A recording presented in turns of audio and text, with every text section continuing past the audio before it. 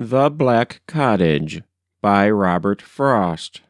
Read by Frank Blissett.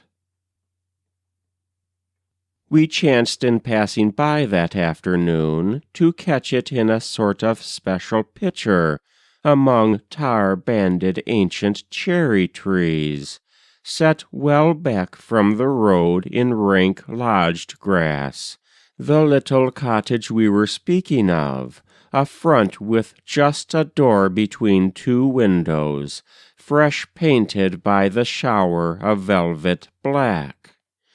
We paused, the minister and I, to look. He made as if to hold it at arm's length, or put the leaves aside that framed it in. "Pretty," he said. "Come in. No one will care." The path was a vague parting in the grass that led us to a weathered window-sill. We pressed our faces to the pane.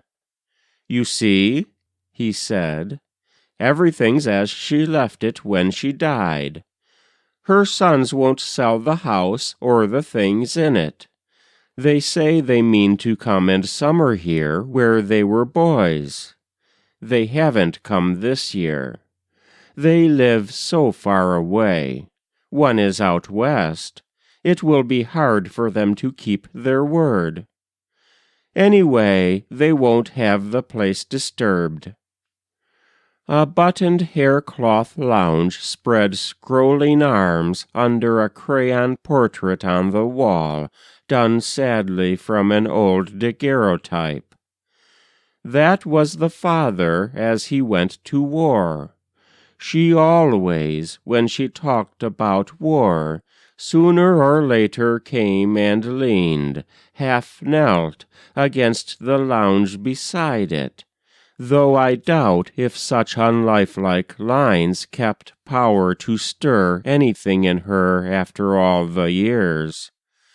He fell at Gettysburg or Fredericksburg. I ought to know. It makes a difference which.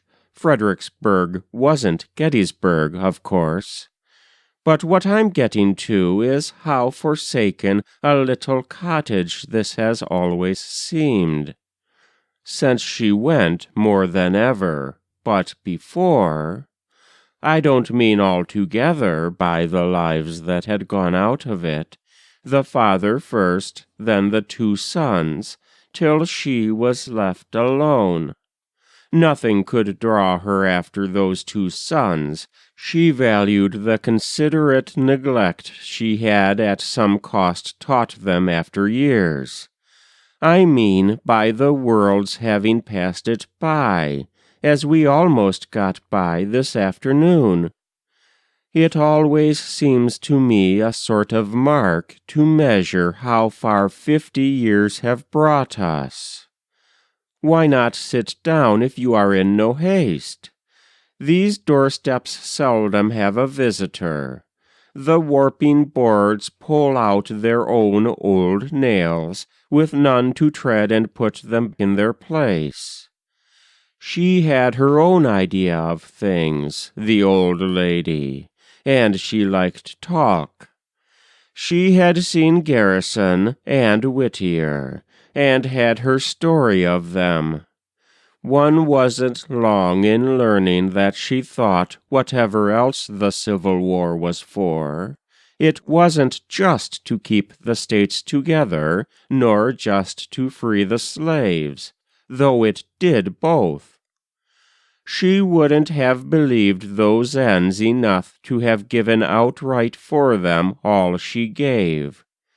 Her giving somehow touched the principle that all men are created free and equal, and to hear her quaint phrases, so removed from the world's view today of all those things.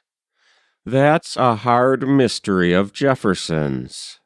What did he mean? Of course, the easy way is to decide it simply isn't true. It may not be. I heard a fellow say so. But never mind. The Welshman got it planted where it will trouble us 1,000 years. Each age will have to reconsider it. You couldn't tell her what the West was saying and what the South to her serene belief. She had some art of hearing and yet not hearing the latter wisdom of the world. White was the only race she ever knew. Black she had scarcely seen, and yellow never. But how could they be made so very unlike by the same hand working in the same stuff? She had supposed the war decided that. What are you going to do with such a person? Strange how such innocence gets its own way. I shouldn't be surprised if in this world it were the force that would at last prevail. Do you know, but for her there was a time when to please younger members of the church, or rather say non-members in the church, whom we all have to think of nowadays, I would have changed the creed a very little. Not that she ever had to ask me not to. It never got so far as that. But the bare thought of her old tremulous bonnet in the pew, and of her half asleep, was too much for me. Why, I might wake her up and startle her. It was the words, "descended into Hades," that seemed too pagan to our liberal youth. You know they suffered from a general onslaught.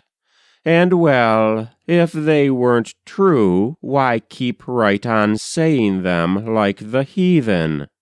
We could drop them. Only there was the bonnet in the pew. Such a phrase couldn't have meant much to her. But suppose she had missed it from the creed, as a child misses the unsaid good night, and falls asleep with heartache. How should I feel? I'm just as glad she made me keep hands off, for, dear me, why abandon a belief merely because it ceases to be true? Cling to it long enough, and not a doubt it will turn true again, for so it goes. Most of the change we think we see in life is due to truths being in and out of favor.